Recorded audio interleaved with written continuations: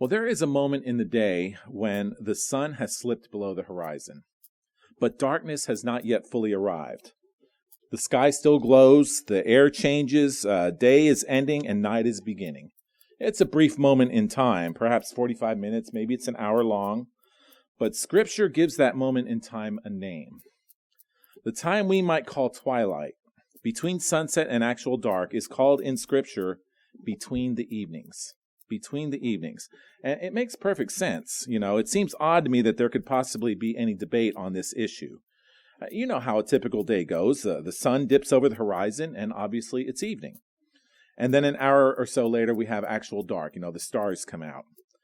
But as you know, with many details of biblical understanding, if people can find a way to debate it, then we're going to debate it, aren't we? In just a few weeks, we will gather on the evening of Tuesday, March the 31st, to observe the Passover. And at the same time, much of the Jewish world will wait until the following evening to observe the Passover. Why? Are we doing something different? Are they doing something different? Are we a day off? Are they a day off? Or is there something else about that twilight moment that determines everything? Because if Passover is established by its timing, then we can't afford to just move things around, move the starting point around casually. And today we're going to examine why that twilight hour between the evenings is not a small detail. It's a critical moment in time that establishes the entire flow of the 14th day of the first month, otherwise known as the Passover. So let's turn to Exodus chapter 12. We'll begin there. Perfect place to begin when we're talking about the Passover, Exodus chapter 12. Here in Exodus 12, we're going to establish the original instructions for keeping the Passover. So we're about 3 months before Mount Sinai. There is yet to be established a priesthood of Aaron, the Levitical administration, the centralized tabernacle system. Whatever Exodus 12 establishes, it does so before the priestly infrastructure exists. So let's begin reading in verse 3. And as we read this account, I know you've likely read this account 100 times or more, especially as you're preparing for the spring holy days. But I want you to pay very close attention to the details this time, because the details really matter. So verse 3, Exodus chapter 12, "Speak to all the congregation of Israel, saying, on the 10th day of this month, every man shall take for himself a lamb, according to the house of his father, a lamb for a household. And if the household is too small for the lamb, let him and his neighbor next to his house take it according to the number of persons. According to each man's need, you shall make your count for the lamb." So the first thing we establish here is that we have a lamb for a household. And if 2 or 3 smaller families can gather in one household to share the lamb, we can do that, provided that we have the lamb can adequately feed the number of people that come into the household. So verse 5. "Your lamb shall be without blemish, a male of the first year. You may take it from the sheep or from the goats." Another very specific instruction. A lamb of the first year taken from the sheep or the goats. Not an older animal, not from the herd of cattle. It must be a yearling lamb or goat without spot or blemish. And so this is an important detail, and we're going to come back to that later in the sermon. Verse 6. "Now you shall keep it until the 14th day of the same month. Then the whole assembly of the congregation of Israel shall kill it at twilight." And there are a couple of important things that we can establish here. First, we've come to the 14th day. Second, we see that it is the people that kill the lamb. And so it's a decentralized system, the individual heads of households. And when do they kill it? The New King James Version says they kill it at twilight. And so that word twilight here, it's translated from the Hebrew word for sunset. But it's the plural form of that Hebrew word. So it's a plural noun, and it's actually translated as between the evenings. So the singular noun would simply be translated as sunset, but the plural noun is between the evenings. And that's the phrase that has come under debate.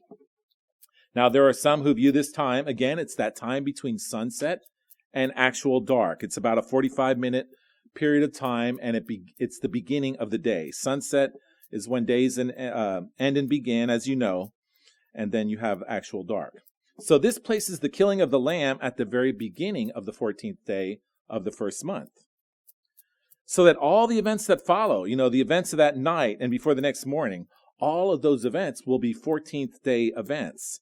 They will be Passover events. And we'll examine those events in a moment to see if it's logical to call those events Passover events. But the other interpretation of between the evenings would have us begin that period of time when the sun is at its zenith, so about noon or high noon, and then it begins to go down. And within that view, there are those who might debate that the period of time is either high noon to sunset, or it could be from the 3 o'clock hour to sunset, 3 p.m. to sunset.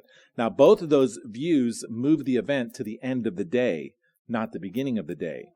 So the Passover between the evenings perhaps begins at mid-afternoon of the Passover day itself, and then it ends at sunset of the 14th. Now, if that's the case, then the events that follow are going to occur on the 15th day of the first month, the day that Scripture calls the first day of unleavened bread. And so let's read about those events and see if that makes sense to you. Verse 7, we'll see if these events belong on the 15th day of the first month, or do they belong on the 14th. Verse 7, and they shall take some of the blood and put it on the 2 doorposts and on the lintel of the houses where they eat it. Then they shall eat the flesh of that on that night, roasted in fire. With unleavened bread and with bitter herbs they shall eat it. Do not eat it raw, nor boiled at all with water, but roasted in fire, its head with its legs and its entrails. So they eat the lamb that night. Which night? The night of the 14th or the night of the 15th? Notice also that they're going to roast it with fire.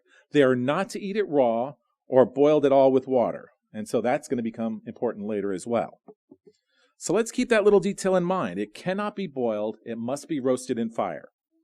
Verse 10, you shall let none of it remain until morning, and what remains of it until morning you shall burn with fire. And thus you shall eat it, with a belt on your waist, and your sandals on your feet, and your staff in your hand. So you shall eat it in haste. It is the Lord's Passover. So the animal known as the Lord's Passover is either eaten during the nighttime portion of the 14th day, which is also called the Passover, or it is eaten at the nighttime portion of the 15th day, which is otherwise known as the first day of unleavened bread. Verse 12, for I will pass through the land of Egypt on that night, and will strike all the firstborn of the land of Egypt, both man and beast, and against all the gods of Egypt I will execute judgment. I am the Eternal. Now the blood shall be a sign for you on the houses where you are, and when I see the blood, I will pass over you, and the plague shall not be on you to destroy you when I strike the land of Egypt. So this day shall be to you a memorial, and you shall keep it as a feast to the Eternal throughout your generations. You shall keep it as a feast by an everlasting ordinance. And those are the instructions for the Passover. Because verse 15 is clearly going to go on to start giving instructions for the first day of unleavened bread and the 7 days that follow. Verse 12 says that the eternal God will pass through Egypt that night and will execute judgment. When he sees the blood on the doorpost, he will pass over that house and show mercy to those inhabitants who are under the blood of the Passover. And verse 14 says that this specific day, not a combination of 2 days, but this one day known as the Passover, the 14th day of the first month, according to the Hebrew calendar, shall be a memorial and shall be kept as an everlasting ordinance. So, to briefly summarize the two positions, in the first case where we have between the evenings beginning at actual sunset and the beginning of the day, then all those events that are known as Passover events, well, they flow naturally into the nighttime portion of the Passover, the putting of the blood on the doorposts, the eating of the Passover meal, and the judgment of the eternal God over Egypt, with his passing over of those who are under the blood of the Passover. These all happen at the nighttime portion of the Passover day itself. So in the second case, if between the evenings is either at high noon or is at 3 p.m. to sunset, to the going down of the sun, then you only have the Passover lamb killed on the 14th day of the first month, whereas the rest of those nighttime events will occur on the 15th day, or what I might call not the Passover. So you might call the 15th day the first day of unleavened bread, and of course that's correct. But for the purposes of my talk today, I'm going to call the 14th day the Passover, and I'm going to call the 15th day not the Passover. How does that sound? So that kind of gives you an idea where I stand on the debate. So that's the issue of timing. Now let's examine why this controversy would even exist. There are good reasons to think this way. And it's not a case of being rebellious or hard-hearted. In fact, the reasonings seem to be very well-intentioned. People are wanting to ensure that the eternal God's instructions are handled correctly and with care. So I think we can give everyone the benefit of the doubt here. So let's carefully go through the issues that have kept this debate alive for all these centuries. So far, we've seen that the heads of the households are in charge of killing the sacrifice. So we have a decentralized system in place here. Remember, there's no tabernacle yet. There's no priesthood of Aaron. There is no Levitical administration. The Aaronic priesthood will be established in Exodus chapters 28 and 29. But we're not there yet. Right now, we're just a people coming out of Egypt. Remember that God tells the Israelites that they are to set aside their firstborn as belonging to him. So the firstborn functions as heads of households, and it's they who serve as priests before God to perform sacrifice. So, again, before the priesthood of Aaron, there was a functioning priesthood in place, and it was fulfilled by the heads of households. We know that Noah sacrificed, Abraham, Isaac, Jacob, they all sacrificed. So there was a sacrificial system in place. It just wasn't that detailed Levitical system. And in Exodus 12, we saw again that the head of the household was in charge of sacrificing the twilight sacrifice of the yearlings of the flocks occurring at the evening of the 14th. And that was the system that was in place at the ratification of the original covenant, Exodus 24. But then comes what Galatians chapter 3 calls the added law, which is essentially Exodus 25 through 40. Exodus chapters 28 and 29 clearly establish that Aaron and his sons are set apart as priests. They're consecrated to handle altar service. They are authorized to perform sacrifices before God. And the handling of blood becomes a priestly responsibility that's conducted at the altar.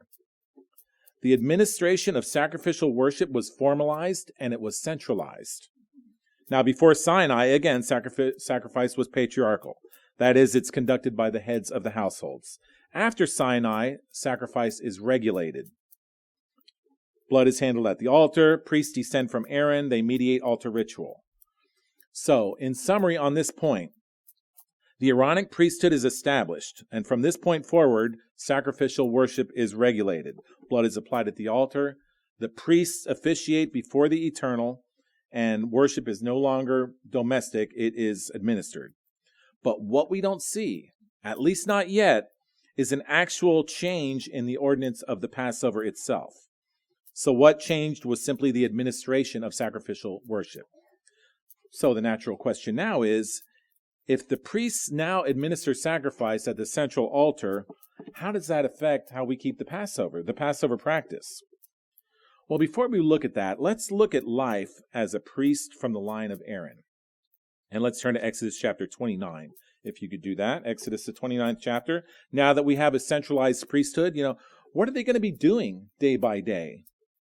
Exodus 29 is going to give us a glimpse into the daily lives of the priesthood.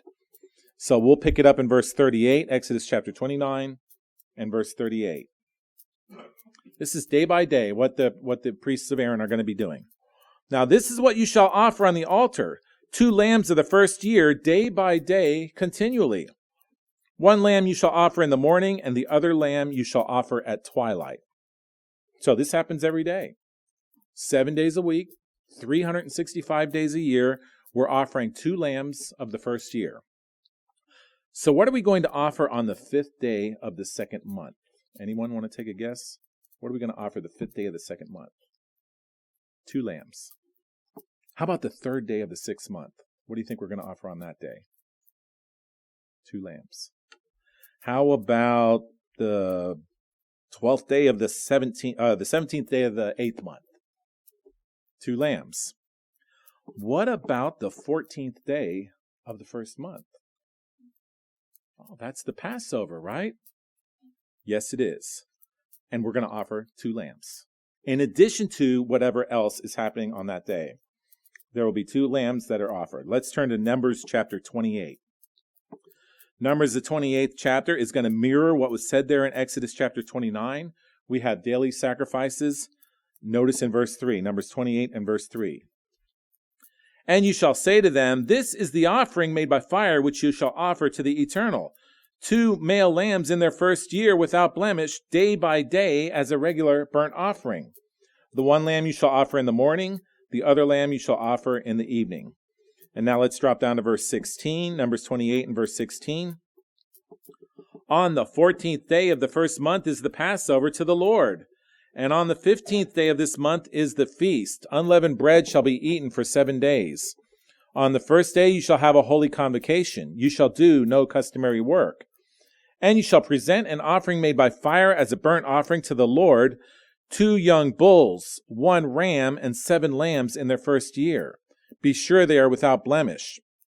And drop down to verse 23. Verse 23 says, you shall offer these besides the burnt offerings of the morning, which is for a regular burnt offering. So these are festival offerings. Now we have daily sacrifices and we have festival offerings. And one doesn't replace the other. They're layered on top of each other. They accumulate. Verse 23 says that these offerings are in addition to what is offered as a regular burnt offering. So what happens to the between the evening sacrifice of the Passover on the 14th day of the first month? Nothing happens to it. It's not replaced with something else. It's still there. At least I'm not seeing that here. We have daily sacrifices added onto that. We have the Passover sacrifice in the evening, but then we have daily sacrifices, and then we have festival sacrifices that are added as well. So if we collapse daily offerings with the Passover and with the festival offerings, if we collapse them all together and call that a singular Passover sacrifice, well, what we're going to end up with is confusion. And it's not necessary. And that's the confusion that's been going on for centuries. And I'm going to demonstrate that here in a moment. But now we're ready to turn to Deuteronomy chapter 16. Deuteronomy 16, this is going to be the crux of the matter, and it's going to be a bombshell. So are you ready for this? Deuteronomy chapter 16. Let's start reading in verse 1. Verse 1, observe the month of Abib and keep the Passover to the Eternal your God. For in the month of Abib, the Lord your God brought you out of Egypt by night. Therefore you shall sacrifice the Passover to the Lord your God from the flock and the herd in the place where the Lord chooses to put his name. Now wait a second. What are we talking about here? Are you seeing a discrepancy? We're talking about the Passover, right? But are we talking about the evening sacrifice that is to occur between the evenings at the beginning of the 14th day? You know, if there are additional sacrifices happening on the 14th day, what would we call them? We'd still call them the Passover, right? Everything that's happening on the 14th day, or at least is unique to the 14th day, is by definition Passover, right? What else would we call it? So notice what we have here. We are to keep the Passover because in verse 1, the Lord brought them out of Egypt by night. What night did the Lord bring them out of Egypt? The night after the Passover and going into the first day of unleavened bread. Verse 2 says the Passover sacrifice can be taken from the flock and the herd. So we can have beef, cattle in our sacrifice? I thought Exodus chapter 12 was clear that the evening sacrifice had to be a yearling from the flock only. It had to be lamb or goat, not from the herd. Verse 3, you shall eat no leavened bread with it. 7 days you shall eat unleavened bread with it, that is the bread of affliction, for you came out of the land of Egypt in haste, that you may remember the day in which you came out of the land of Egypt all the days of your life. What day did they leave the land of Egypt? They left by night on the first day of unleavened bread. And verse 3 states, you shall eat unleavened bread for 7 days. Okay, so we're definitely talking about the end of the Passover and the beginning of the first day of unleavened bread. Therefore, this is not the evening Passover sacrifice. Verse 4, and no leaven shall be seen among you in all your territory for 7 days, nor shall any meat which you sacrifice the first day at twilight remain until morning. The first day at twilight. This is sunset after the Passover is finished, and we're going into the first day of unleavened bread. You see where confusion is starting to set in. If the Passover sacrifice is a singular sacrifice, then the Passover sacrifice between the evenings has to mean mid-afternoon to the setting of the sun, or else we have a major contradiction here. Because clearly the Passover sacrifice of Deuteronomy chapter 16 is happening at the end of the day, and it's being eaten after sundown into the 15th. But we're already seeing some differences. This sacrifice is commemorating when they came out of Egypt. The evening Passover sacrifice of Exodus 12 commemorates when they were sheltered under the blood of on the doorposts, and they escaped the judgment that came upon Egypt with the killing of the firstborn. They were commanded to stay in their homes until morning, and then the following evening, the evening of the first day of unleavened bread, what we have come to call the night to be much observed, that is when they left Egypt by night. Now, what else is different about this Passover sacrifice in Deuteronomy chapter 16? It could be taken from the herd. So we've got beef with our Passover meal. Verse 5. You may not sacrifice the Passover within any of your gates, which the Lord your God gives you, but at the place where the Lord your God chooses to make his name abide, there you shall sacrifice the Passover at twilight, at the going down of the sun, at the time you came out of Egypt. We have a mid-afternoon Passover sacrifice happening here. It's at the time they came out of Egypt. It's in addition to the between the evenings sacrifice. That sacrifice involved the putting of the blood on the doorposts, the blood that protected them from the judgment of the death angel as it passed through Egypt at the midnight hour of Passover. Verse 7, and you shall boil it and eat it in the place where the eternal your God chooses, and in the morning you shall turn and go to your tents. Okay, whose head is ready to explode here, right? Now, some of your translations, I think the New King James translation says, you shall roast it and eat it. But I can assure you, the Hebrew word that is used there is properly translated as boil. And it's the same Hebrew word that's used in Exodus chapter 12, when the eternal God emphatically said, you shall not boil it at all or eat it raw, but you shall roast it in fire. Now, why do you suppose the translators chose to put you shall roast it instead of you shall boil it? Because obviously they had to see this was a major contradiction. I'm assuming that's what they did. Maybe they didn't do that, but anyway. So not only can this sacrifice be from the herd, it can also be boiled. So instead of lamb roasted with fire, we've got beef stew. Beef stew for our Passover. So what is this sacrifice? It is a Passover sacrifice because clearly it's being offered on the Passover. But we've already seen that we can have multiple layers of sacrifices added together. One doesn't replace the other. One doesn't negate the other. We've got daily sacrifices. We've got festival sacrifices. Well, here we discover that we have a Passover sacrifice that is done at a different time than the Exodus 12 sacrifice. It's done with different types of animals. And it's processed and cooked in a different way. The afternoon sacrifice is the Passover sacrifice, but it is not the evening sacrifice of the night before, a yearling taken from the flocks only, and only roasted in fire, and eaten and taken into the home. The bottom line here is that the Passover included more than one sacrifice, which overlapped with multiple layers applied throughout the day. Or else, we've got a problem. We've got major contradictions. Exodus 12 and Deuteronomy 16 don't work if we combine those as the same singular sacrifice.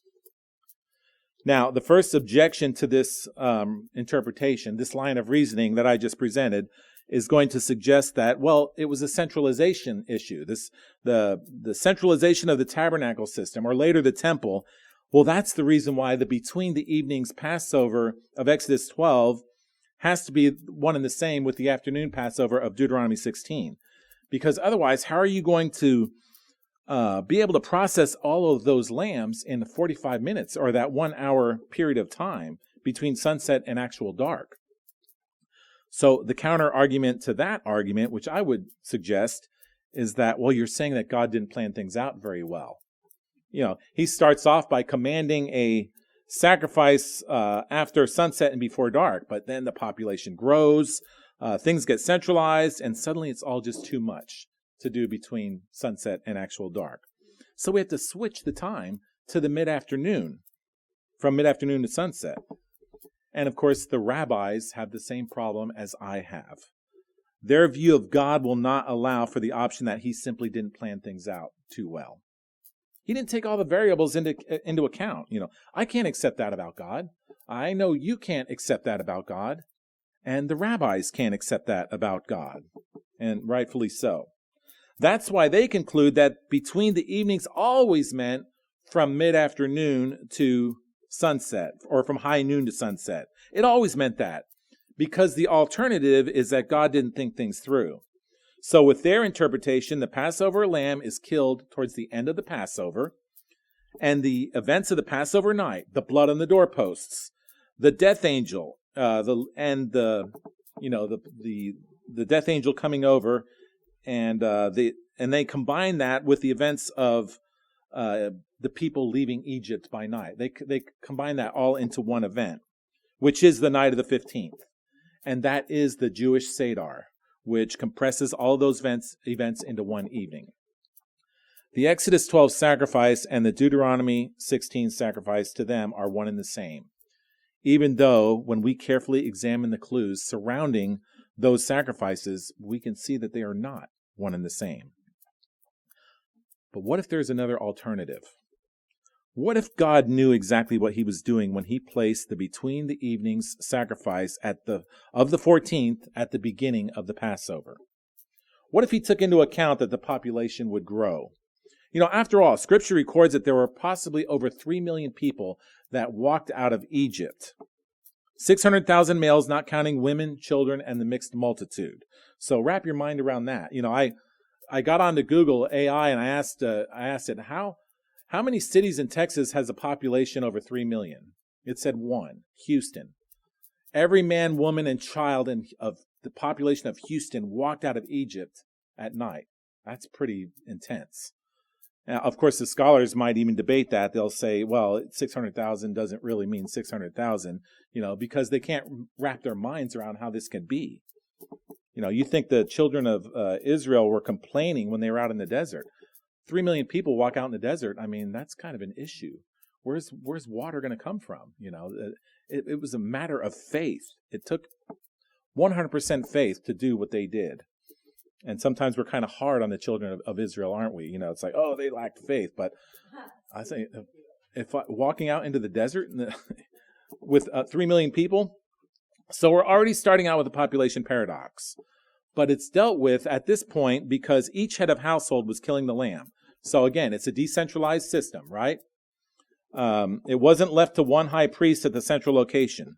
So let's consider that population paradox a little more closely. So turn with me to Leviticus chapter 1. Leviticus, the first chapter. In Leviticus 1, we're going to see that the people have a part to play in the system. They have a part to play in the way the animals are sacrificed. I mean, yes, the responsibility for administering the sacrificial system has now fallen to the sons of Aaron. But notice the involvement of the people here. So right at the beginning of Leviticus chapter 1 and verse 1.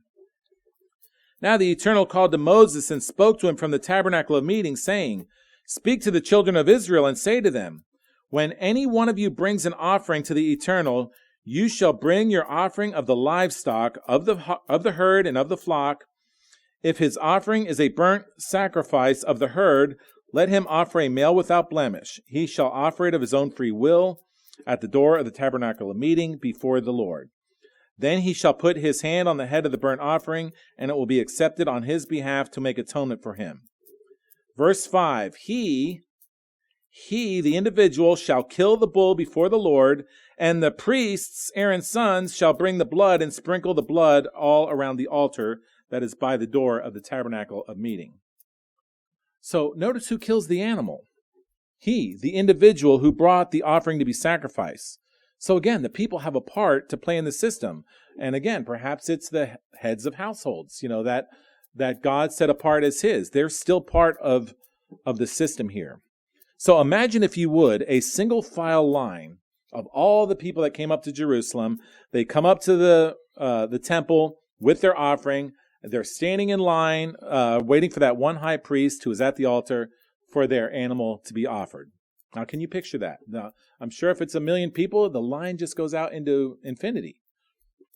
Now, if you can picture that in your mind's eye, in your mind, I want you to draw a circle around that image and put a line through it, because that is not how it happened. There is no way that's how it happened. The argument is that there's no way there's enough time to conduct this offering for all the people if the offering is to occur between that 1 hour between sunset and dark.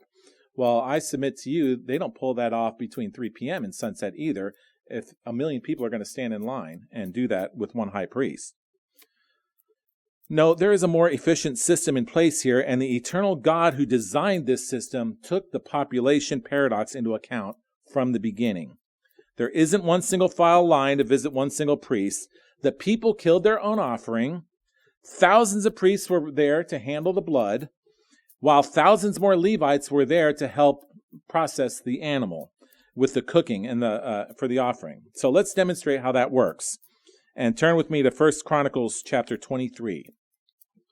1 Chronicles 23, we're moving forward in time. We've gone from the decentralized patriarchal system to the centralized administration of the Levites and priests before the tabernacle. Now we're going to move ahead to King David and King Solomon and the establishment of the temple. We're moving forward in time, and we're moving up in scale and complexity. So 1 Chronicles chapter 23, let's read verse 1. So when David was old and full of days, he made his son Solomon king over Israel. And he gathered together all the leaders of Israel with the priests and the Levites. Now the Levites were numbered from the age of 30 years and above, and the number of individual males was 38,000. 38,000 Levites. Of these, 24,000 were to look after the work of the house of the Eternal, 6,000 were officers and judges, 4,000 were gatekeepers, and 4,000 praised the Eternal with musical instruments, which I made, said David, for giving praise. Also David separated them into divisions among the sons of Levi, Gershon, Kohath, and Merari. 38,000 Levites ready for service at the temple. A choir, an orchestra of 4,000. Can you imagine the music of 4,000? Let's drop down to verse 28 to see this. 38,000 Levites are ready to serve at the temple. Verse 28, because their duty was to help the sons of Aaron in the service of the house of the Eternal, in the courts and in the chambers, in the purifying of all the holy things and the work of the service of the house of God, both with the showbread and the fine flour for the grain offering, with the unleavened cakes and what is baked in the pan, with what is mixed and with all kinds of measures and sizes, to stand every morning to thank and praise the Eternal, and likewise at evening. And at every presentation of a burnt offering to the Eternal, and on the Sabbaths, and on the new moons, and on the set feasts, by number according to the ordinance governing them, regularly before the Lord, and that they should attend to the needs of the tabernacle of meeting, the needs of the holy place, and the needs of the sons of Aaron, their brethren, in the work of the house of the Lord. So the Levites were set apart to minister to the service of the tabernacle and the temple, and to assist the priests who descended from Aaron. So the following chapter then, 1 Chronicles 24, we're not going to read that, but that will outline how the descendants of Aaron are organized. So we have the sons of Eleazar. 16 chiefs comes from the sons of Eleazar. 8 chiefs comes from the house of Ithamar. So the priesthood of Aaron was divided into 24 courses. Now these courses will serve in rotation at the altar. 24 courses, each for 1 week, which will cover half the year. And then they'll repeat that cycle for the second half of the year. So that each course will serve twice, once every 6 months, and that will span 48 weeks, okay? Again, we have multiple thousands of priests and Levites to serve at this newly established temple. It was structured, it was orderly, and it was systematic. Now, this isn't a village altar in some sheep herder community. This was a fully staffed institution that would rival any modern organized community function that we would see today. What's the largest Feast of Tabernacles that we have gathering in the United Church of God? Maybe 1,000 people. I don't know if there was more than 1,000, but probably 1,000 people in one location. How about back in the worldwide days? Maybe we had 8,000, 10,000 people in one location. Big Sandy, Texas, all staying in a tent. How many stayed in a tent in Big Sandy, Texas? In a tent? Yeah, yes. I stayed in a tent in Big Sandy, Texas. That was a lot of fun. But 10,000 people, that's a pretty big operation. Here with nearly 40,000 Levites alone, plus the priests of Aaron, and that's just to run the place. I don't know. It doesn't say how many priests of Aaron was there. If we double it, we could say the administration was 80,000. But let's say there was only 20,000 priests. That's still an administration of 60,000 people just to run the place, not counting all the people that are coming up to actually worship God. The numbers are staggering. Let's turn over to 2 Chronicles chapter 5. 2 Chronicles, the 5th chapter. Again, we have a fully functional rotation where each course serves for 1 week, twice per year at the temple. But let's see what happens on special occasions. 2 Chronicles chapter 5 is going to mark a very special occasion. So let's notice it. Verse 1. So all the work that Solomon had done for the house of the Eternal was finished. And Solomon brought in the things which his father David had dedicated, the silver and the gold and all the furnishings. And he put them in the treasuries of the house of God. Now Solomon assembled the elders of Israel and all the heads of the tribes, the chief fathers of the children of Israel in Jerusalem, that they might bring the ark of the covenant of the Eternal up from the city of David, which is in Zion. Therefore all the men of Israel assembled with the king at the feast, which was in the 7th month. So not only was this the time of the fall feast, but this was also the dedication of the temple. So we've come to a very special occasion, right? Let's see what's going to happen. Or what do you think is going to happen? A lot of animals are going to be sacrificed, right? Let's drop down to verse 11. And it came to pass when the priests came out of the most holy place, for all the priests who were present had sanctified themselves without keeping to their divisions. All the priests, all the Levites were in a full attendance to serve at the temple and before the altar. So you saw how the priestly rotation of 24, twice per year, covers 48 weeks. Well, what about the additional 4 weeks in the year? Well, those would be spaced around the 3 feast seasons, when all the priests and all the Levites will be on duty without keeping to their divisions, as verse 11 there states. It's all hands on deck. And if you want to attach Deuteronomy chapter 16 and verse 16 to 2 Chronicles chapter 5 and verse 11, you don't have to turn there. I know you know it by heart.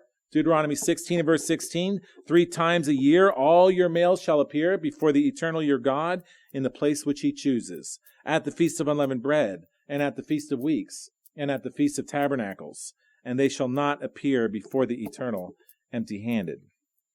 3 times a year, every head of household will appear with their animals for sacrifice. And our infinitely intelligent Creator God anticipated the population explosion, and he designed a fully functional system that would expand to the people's needs. God did not centralize worship without taking this into account. He didn't command a national pilgrimage without staffing the altar. David organized the priests into weekly courses for ordinary time, but on the holy days, the divisions dissolved and the nation's full priesthood stood ready. Now, to the argument, there's no way that many lambs could be killed in one window between sunset and dark. Yes, there is, because God built a scalable system that would allow it to be handled.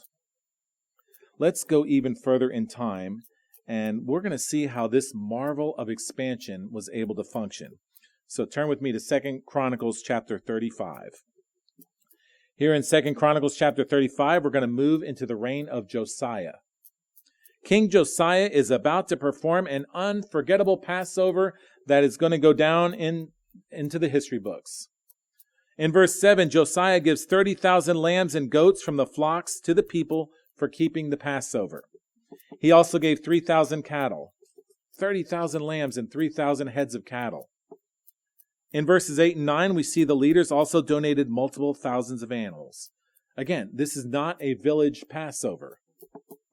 This is a national scale, tens of thousands of animals.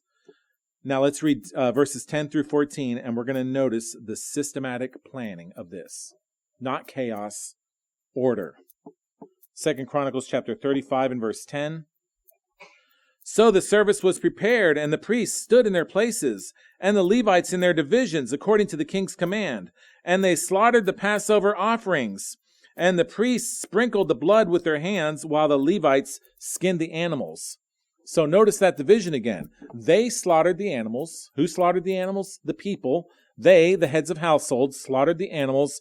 The priests sprinkled the blood, and the Levites skinned the animals. The people with the fully staffed Levitical administration all working together to make this happen. Verse 12. Then they removed the burnt offerings that they might give them to the divisions of the fathers' houses of the lay people to offer to the Eternal, as it is written in the book of Moses, and so they did with the cattle. Also they roasted the Passover offerings with fire according to the ordinance. According to the ordinance? What ordinance? Exodus 12 commands that there are Passover offerings, yearlings from the flock, that must be roasted with fire.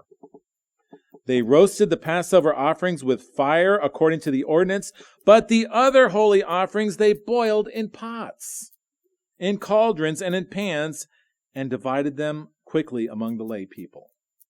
They boiled the offerings taken from the cattle. These do not replace the roasted sacrifice of the flock. As we've seen, we're adding to the system. We're not doing away with anything. And this ties back into Deuteronomy chapter 16, doesn't it? It helps resolve Deuteronomy 16 and Exodus chapter 12. We've got between this evening sacrifice, we have the daily sacrifice that happens every day, including on the 14th day of the first month. We've got the afternoon sacrifice, and we've got festival sacrifices. Now think about this. If anything, moving the evening sacrifice to the mid-afternoon would not make their lives easier. It would make it more complicated. Why would we do that? We have 24 hours of Passover to work with, and we're going to take the evening sacrifice and we're going to move it to the mid-afternoon where there's other sacrifices already going on. I mean, again, that's just going to make things complicated. You have the daily sacrifice and you have the festival sacrifices. So why would you do that? Make it make sense, right? Verse 14. Then afterward, they prepared portions for themselves, and for the Levites, they prepared portions for themselves and for the priests, because the priests, the sons of Aaron, were busy in offering burnt offerings and fat until night. Therefore, the Levites prepared portions for themselves and for the priests, the sons of Aaron. They were busy into the night. Now, they aren't required to huddle in their homes under the blood of the doorposts every year, right? That incident with the death angel is a one-time event, as you know. The sacrifices began at sundown on the Passover, the 14th day of the first month. The Levites prepared for themselves and for the priests because the priests were busy offering into the night. So this shows extended sacrificial activity, multiple offerings overlapping while the priests are kept occupied continuously. And that supports a layered system where sacrifices are overlapping rather than canceling each other out. The altar was not idle during any portion of the Passover time. The altar was active all day. What began in Exodus chapter 12 as a household ordinance has now been incorporated into a fully staffed, national, scalable sacrificial system. But if that historical journey from the children of Israel in Egypt in that first Passover night, all the way to that memorable Passover account of King Josiah, if that wasn't convincing enough. We've demonstrated that the sacrifices of the Passover are plural, they're layered, and they're overlapping throughout the day. If that Old Testament historical narrative is not enough to convince you, then I've got one more ace in the hole. We've got a commentary on the Old Testament that will trump the greatest minds of rabbinical Judaism. And you know what that commentary is, don't you? It's the New Testament. because the apostles themselves are going to interpret the death of Jesus Christ within the Passover framework and the timing and the sequence.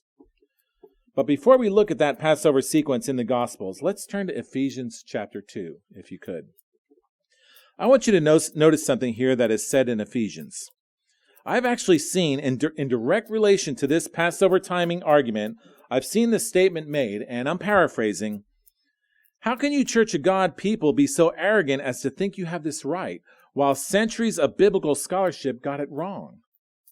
No one else does this. The Jewish world does not recognize the evening of the 14th. And of course, people in mainstream Christianity, they don't celebrate Passover at all. So really, the only people that gather on the evening of the 14th, as far as I can tell, are people whose roots originate with the Worldwide Church of God. Now, maybe there's others, but that's pretty much it. So are you so arrogant as to think your little insignificant group got this right, while all the scholars got it wrong? Ephesians chapter 2 and verse 20. Having been built on the foundation of the apostles and prophets, Jesus Christ himself being the chief cornerstone. The way we establish doctrine is by building on the foundation of the apostles, the New Testament, and the prophets, the Hebrew scriptures, with the gospels of Jesus Christ. You know, as smart as the Jewish rabbis are, and they are smart, they don't have the foundation of the apostles. As smart as the scholars of mainstream Christianity are, they don't have the foundation of the prophets when they consider that God's laws are done away, and therefore they aren't keeping God's holy days at all. The only people that are going to get this right are those who keep the commandments of God and have the faith and testimony of Jesus Christ. And that's a description that's given in two places in the book of Revelation to describe the true people of God. Revelation chapter 12 and verse 17, Revelation chapters 14 and verse 12. Memory verses that clearly identify the only people that Jesus Christ recognizes as his when he returns. That's our ace in the hole.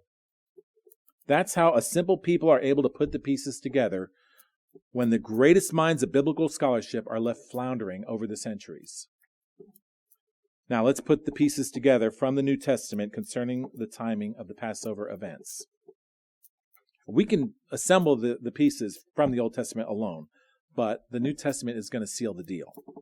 Let's go to Luke chapter 22.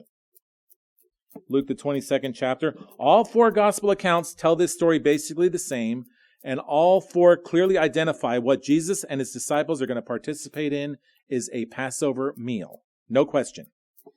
But I like the way Luke's gospel reads here, so that's the version I chose. So let's notice that. We'll start reading in verse 11, Luke chapter 22 and verse 11.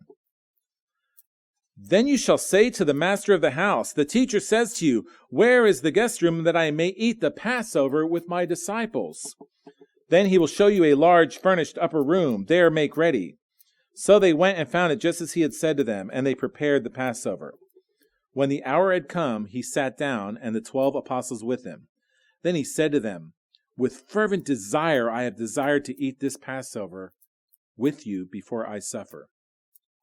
Notice the details that emerge here. We know this is the evening before Jesus Christ will suffer and be crucified. This gathering of the 12 with Jesus the night before is without a doubt the evening portion of the Passover. The time is after sunset, and we're entering into the 14th day of the first month. We're entering into someone's house. So to be able to eat the Passover, to legally be able to call this meal the Passover, as Jesus Christ plainly does, I'm assuming a yearling from the flock had to be processed properly by the temple administration. The blood had to be handled properly. And then the prepared Passover was brought into someone's home, just as they did in Josiah's time. They handled the roasted offerings, they distributed it to the people, and they took them into their home. That is the only, as far as I know, the only sacrifice where it's done that way, done in taken into the home. So the blood had to be handled properly. The prepared Passover was brought into someone's home for a household Passover meal. It says the hour had come. So timing is important here. And the part I like about Luke's gospel is how Jesus tells his disciples, with fervent desire, I have desired to eat this Passover with you. So I just think that adds a little more emotional intensity that Jesus had on this evening, which he called the Passover. But now what's going to happen? People may debate the timing of the events of the Passover, but one thing is clear. The process for Jesus Christ begins in the evening of the Passover. And what follows that momentous dinner? He goes out into the garden at night. He prays perhaps the most intense prayer that we as outside spectators have ever been privy to hearing. So let's drop down to verse 44 and notice that. Luke 22, verse 44. And being in agony, he prayed more earnestly. Then his sweat became like drops of blood falling to the ground. When did the sufferings of Jesus Christ begin? It says here that he was in agony. The mental anguish that Jesus Christ felt at this moment. Can we count that into the sufferings that Jesus Christ suffered? Is this the beginning of his long Passover night? What follows this moment of prayer then is betrayal from a friend. How painful is that? And the night goes on. He's arrested. He's questioned. He endures trials and religious examinations and beatings. His friends are scattered. All this happens before dawn. This is the night of the Passover. What happened in Egypt on the night of the Passover? Judgment happened in Egypt. The firstborn was judged and condemned on Passover night. Christ's sufferings didn't begin during the daytime hours of the Passover, not the noon hour and not the 3 p.m. hour. The sufferings of Jesus Christ began during the night. In the Gospels, Christ is arrested at night. He is tried at night. He is mocked at night. He is beaten at night. He is condemned at night. The night of Passover in Egypt was a night of judgment. The night before the crucifixion was also a night of judgment, but this time it's God the Father's own firstborn who stands in the place of the condemned. We then move through the daytime portion of the Passover. Jesus Christ is beaten and condemned by Roman officials. He is crucified, and he dies at around the 3 p.m. hour. Let's notice the account in John chapter 19, if you could turn over there. John the 19th, we're going to establish with ironclad evidence that Jesus and his disciples observed a domestic Exodus 12 style Passover meal on the evening portion of the Passover and not the mid-afternoon slot going into the first day of unleavened bread. John chapter 19 and verse 30. So when Jesus had received the sour wine, he said, "It is finished." And bowing his head, he gave up his spirit. We were just talking about that before services, right? Bowing his head, he gave up his spirit. Therefore, because it was the preparation day that the body should not remain on the cross on the Sabbath, for that Sabbath was a high day, the Jews asked Pilate that their legs might be broken and that they might be taken away. This is the smoking gun, brethren. We know that he suffered and was crucified before the annual holy day. And that high day can be none other than the first day of unleavened bread. Therefore, what they, Jesus and his disciples, called the Passover meal had to be the evening portion, the nighttime portion of the Passover. And as we see here, he dies mid-afternoon on the Passover day itself. But note now, 3 p.m. is not the start of his Passover sufferings and sacrifice. It is the end of it. Passover begins at night. And if Christ's sufferings begins at night, then why would we reduce his Passover to that single afternoon timestamp? And we know that there are other sacrifices going on throughout the day. So the fact that we have sacrifices occurring at the 3 p.m. hour or later, well, that's not really the correlation that we're looking for. For that instant in time when Jesus died on the cross, we don't have to say, well, they slaughtered the lamb at exactly the 3 p.m. hour, and that's exactly when Jesus died. So that must be the analogy of the Passover lamb to die at the 3 p.m. hour. And then if someone really wants to stretch the analogy or force the analogy, they might say the evening Passover sacrifice was changed and moved to the 3 p.m. hour so that it lines up with the instant that Jesus Christ died. Brethren, that's stretching the analogy too far. We can't make the lamb fit the analogy that closely, not the singular Passover lamb. We can't make it fit that closely in a second-by-second playback. It doesn't work. Otherwise, what would we have to do to that singular Passover lamb to make it match the sacrifice of Jesus Christ? Well, I suppose we could start by tormenting it at night. We'll beat on it. We'll keep it up all night. We'll mock it. We'll humiliate it. We'll do this to a yearling lamb of the flock. We'll beat on it. We'll humiliate it. We'll jam a crown of thorns onto its head. And then during the day, we'll stretch it out over a piece of wood. We'll drive nails through its feet. And we'll hang it up and we'll watch it slowly bleed to death at the 3 p.m. hour. Thankfully, God is not so cruel as to make a yearling from the flock suffer like that every year for centuries upon centuries just to match the analogy before Jesus Christ fulfills it. We don't do that with the Day of Atonement sacrifice. I mean, that sacrifice matches the sacrifice of Jesus Christ, the one where he brings the blood into the most holy place. We don't move that to the 3 p.m. hour of Passover day. It's done, all the sacrificial system points to Jesus Christ in one way or another. So we don't have to move it to the 3 p.m. hour. Let's move now to 1 Corinthians chapter 11. And we'll let the Apostle Paul wrap this up and put a bow on it. Paul's having a Passover discussion with the members of Corinth. So let's pick it up in verse 23. 1 Corinthians chapter 11 and verse 23. For I received from the Lord that which I also delivered to you, that the Lord Jesus on the same night in which he was betrayed took bread. What does the Apostle Paul anchor the Passover to? What does he focus in on when he's talking about the sufferings and death of our Lord and Savior, Jesus Christ? Paul does not anchor the memorial of his sufferings and death to the afternoon of the crucifixion. Paul does not anchor this most important moment in the history of mankind to the 3 p.m. hour of his death. He anchors it to the night, and not just any night, the night of betrayal, which in the gospel sequence is the Passover night. Let's notice something else here that we see in the letter to Corinth. Let's back up to verse 20. 1 Corinthians 11 and verse 20. Therefore, when you come together in one place, it is not to eat the Lord's Supper, for in eating each one takes his own supper ahead of others, and one is hungry and the other is drunk. What? Do you not have houses to eat and drink in? Or do you despise the church of God and shame those who have nothing? What shall I say to you? Shall I praise you in this? I do not praise you. Something occurred to me here, and it's only been while I've been spending so much time developing this message and scrutinizing so closely the events of the Passover night and day. Paul tells them to eat their meals at home before they come together to participate in the covenant symbols. Now, could Paul be telling them to eat at home because Passover as a meal belongs at home? It's just speculation, but is the Lord's Supper the full Passover meal that the Corinthians were trying to recreate? And Paul tells them, no, don't do that. If you're hungry, eat at home. Now, he may not be making a technical Passover argument there, but clearly he's separating ordinary eating away from the new covenant ceremony of remembrance. The Apostle Paul has a way of distilling things down to what really matters. And what really matters about the Passover? What is the Passover? Back in chapter 5 of this same letter to Corinth, Paul tells us that Christ, our Passover, is sacrificed for us.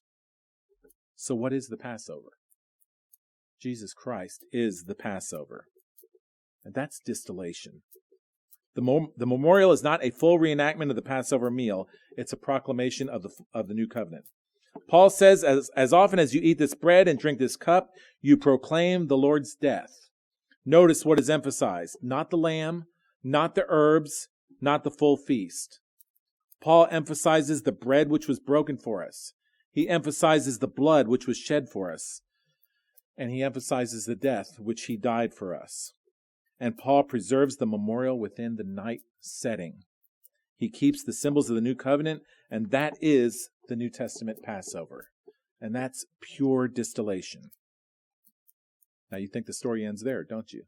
You think I'm going to go sit down, don't you? Not yet. I have one more historical postscript to add. Let's move ahead a few centuries. A few centuries from the New Testament. Where could we possibly go from there? Where would that possibly take us? It takes us to something known in church history as the Quartodeciman controversy. The term Quartodeciman simply means 14th, referring to Christians who insisted on observing the Passover on the 14th day of the first month, according to the Hebrew calendar, just as the apostles had taught. Around AD 190, a bishop named Polycrates of Ephesus wrote to defend this practice. In a letter to Victor I, he explained that faithful leaders before him, including John the Apostle and Polycarp, had all kept Passover on the same date. This account is preserved by the historian Eusebius in Ecclesiastical History, Book 5, Chapter 24. Polycrates writes, quote, "All these observed the 14th day of the Passover according to the gospel, deviating in no respect." Now, this is not controversial. No one familiar with early church history disputes that there were Christians known as the people of the 14th, the Quartodecimans. The debate continued for nearly 2 centuries before the Roman Church eventually standardized Sunday observance, what has come to be known as the Easter Sunday, at the First Council of Nicaea, AD 325. But now here's the question, and I'm going to make this as simple as I can. We've already seen that the heart of the Passover controversy comes down to the phrase, between the evenings. Does it mean sunset to dark at the beginning of the day? Or does it mean mid-afternoon to sunset at the end of the day?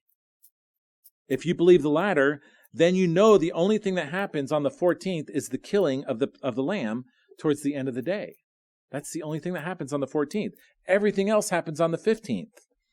And of course, that is the Jewish Seder, as we've already seen.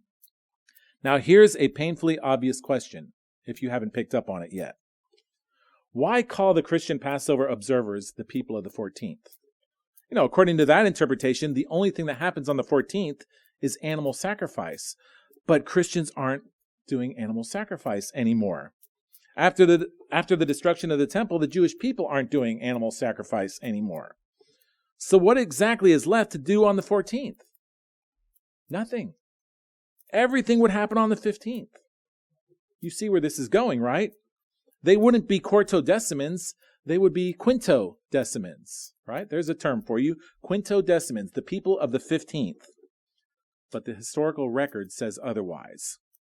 And if those believers were careful enough to preserve the Lord's Passover on the 14th, at pain of death, to be called themselves the people of the 14th, then they were careful enough to also follow the Apostle Paul's instructions to take the Passover symbols on the same night in which he was betrayed.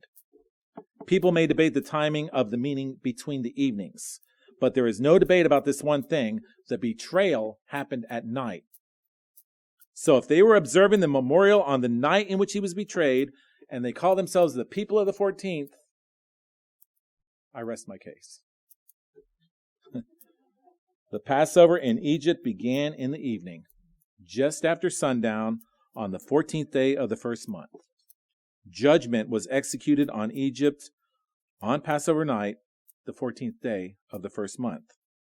Christ's sufferings began at night, the 14th day of the first month. The symbols of his sacrifice were given at night, the 14th day of the first month. And Paul tells the church to remember him with those symbols on that same night, the 14th day of the first month. The afternoon sacrifices of Passover were additional sacrifices that were layered upon the day. We had the evening evening sacrifice of the Passover. We had the daily sacrifices. We had the festival sacrifices in the afternoon of the Passover as we approached the first day of unleavened bread. These were the sacrifices of the Passover. And that's the title of my sermon today, the sacrifices of the Passover. And I hope you noticed that the word was in plural. The sacrifices of the Passover did not cancel each other out. One did not replace the other. One was not combined with the other. Rather, they were layered one on top of the other. The Jewish people today will gather on the evening of the first day of unleavened bread to celebrate the Seder. They're not wrong. It's a valid celebration. We in our church tradition call it the night to be much observed, and we'll celebrate that night as well. It's the night we commemorate the eternal God leading his people out of Egypt. That did happen. Am I over too? Is that the red light that's starting to flash? You're going way too long, aren't you? But that did happen on that night. On the evening of the 15th, the people were led out of Egypt. But the only mistake I see at this point is that the Jewish people have compressed all the events of the Passover and the night of the first day of unleavened bread into one singular event. So they'll call the sacrifice correctly the Passover sacrifice, But then they take the killing of the lamb, the evening meal, the placing of the blood on the doorposts, the judgment of the death angel, the passing over of the people with the blood under their doorposts, with the children of Israel walking out of Egypt the following night. But instead, they'll do it all in one night.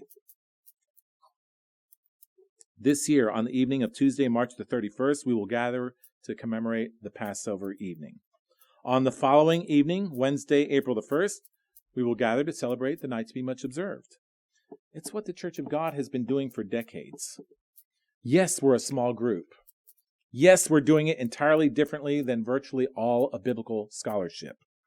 And is that arrogant? Maybe. Or maybe it's just plain correct. Unapologetically correct. It's a correct alignment to commemorate the sequence of events that began between sunset and dark, between the evenings, at the beginning of the 14th day of the first month, known as the Passover. This is doctrine, brethren.